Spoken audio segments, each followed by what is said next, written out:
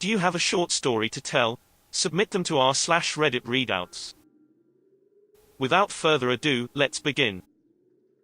This story is titled, My Terrifying Encounter in a Soviet Red Army War Tunnel.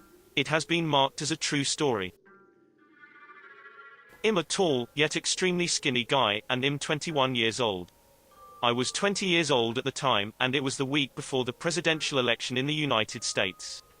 I felt a lot of anxiety about the election, as I live in Manhattan and there are a lot of crazy people in that city who act as if the entire world is going to end over one simple election.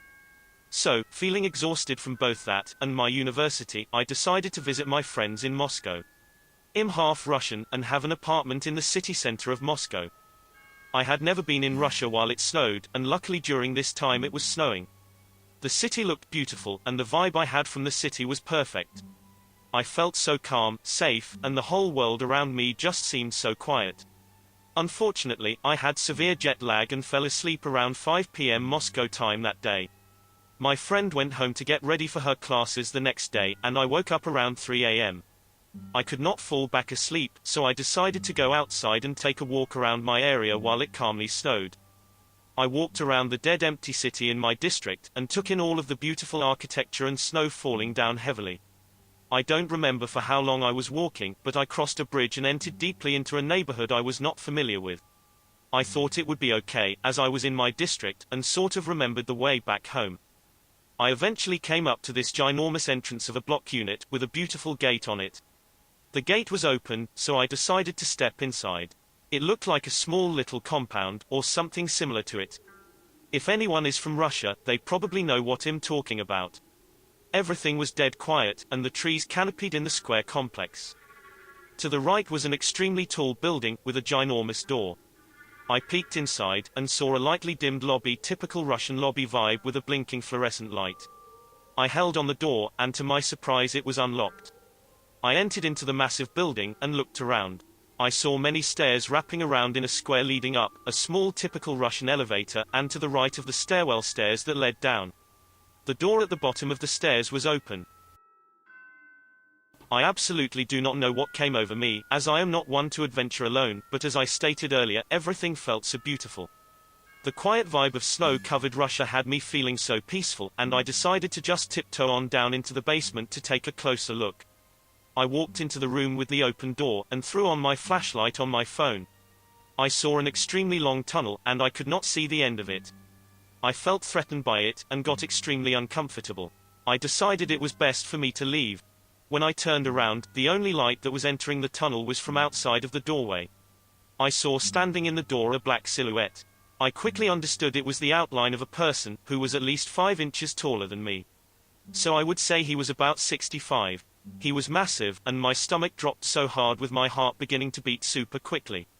He started to speak to me in Russian, but as my Russian isn't fluent, I did not understand everything he said. I'm sorry, I don't speak Russian, I said to him in Russian. You speak English? He said in English to me. I told him I did, and he asked me if I knew where I was. No, I told him, as my mind started to fill up with a lot of different scenarios, one of which with me having to run down this tunnel and getting lost to avoid him if he chased me. These tunnels used to be used for Red Army soldiers to move from one place to another during the war, he explained to me. This whole building used to be a bunker for Red Army soldiers.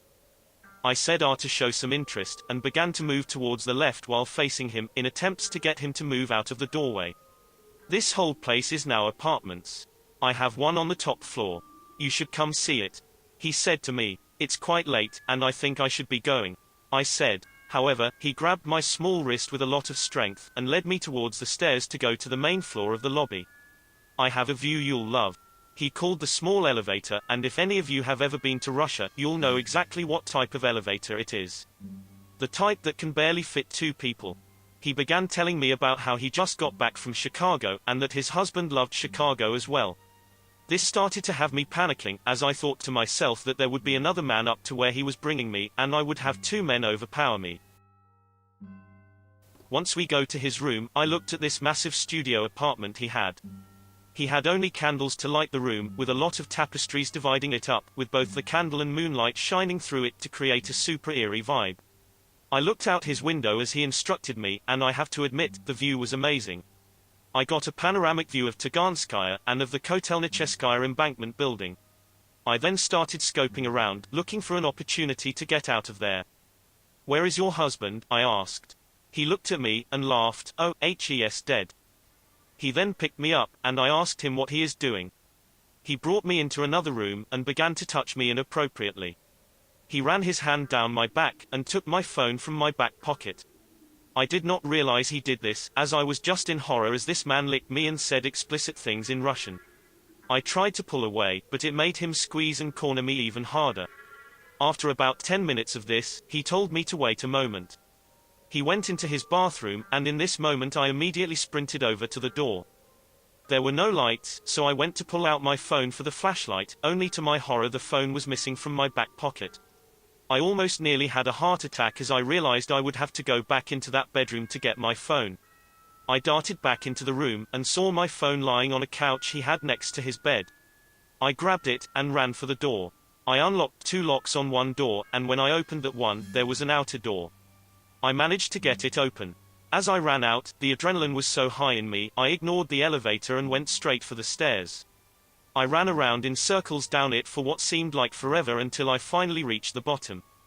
I practically leaped down a few steps to go out of the lobby and to the main door I had entered from. It wouldn't open as I pushed as hard as I could on it. I then began to start sobbing to myself, and cursing. The thought of me having to go back into that tunnel to hide again from him came over me, and I almost began to accept that as a reality at this point. I quickly tried to pull myself together, and noticed the typical button you should press to disable the magnet that holds the door locked.